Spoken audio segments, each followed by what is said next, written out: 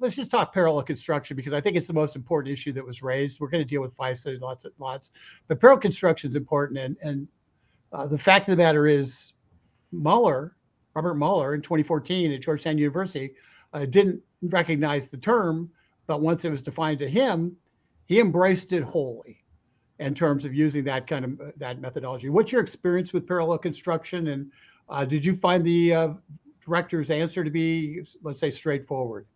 No, I did not find it to be straightforward. I don't know whether he just wasn't tracking, and I'm still waiting to hear back from him for clarification. But the bottom line is our Constitution protects us against unreasonable searches and seizures. That's the Fourth Amendment to our Constitution. And it goes way back to a trial that was held in 1761 when James Otis of Boston challenged the writs of assistance, general warrants. These were basically blank warrants that the king's ministers would issue to search for anything that might possibly implicate you in any crime. It's the old Russian saying, "Show me the man and I'll find you the crime."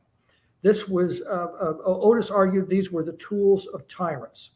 He lost that case, but in the audience that day was a young 25-year-old lawyer, and he later looked back on that and said, "I left that trial, as did every man, ready to take up arms against the writs of assistance." On that day, the child independence was born. Wow. That 25-year-old lawyer was John Adams. In his opinion, that's when the American Revolution actually started. That's why we have a Fourth Amendment. If the government wants to search your property, your papers, your effects, it has to first go to an independent court and show probable cause that you have committed a crime. And then it has to specify what it is that you're looking for. That is fundamental to our justice system. And that is what FISA and particularly 702 of FISA is a direct threat to. These are essentially warrantless searches. It's been documented. Hundreds of thousands of these searches have now been conducted by the FBI over the last several years. And that has got to be stopped.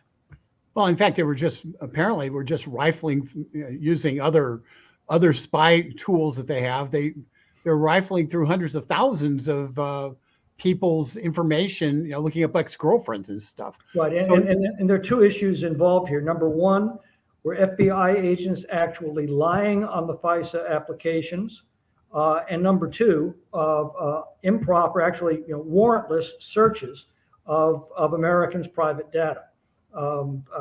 This can't be tolerated, and if it is, we've lost one of the most fundamental freedoms that we've enjoyed as Americans for 2.5 centuries. Should FISA exist for private? No. For people who are citizens of the United States?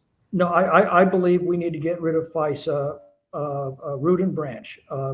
If you want to search an American citizen's property or their papers, get a warrant. That's what the Fourth Amendment requires. Simply get a warrant.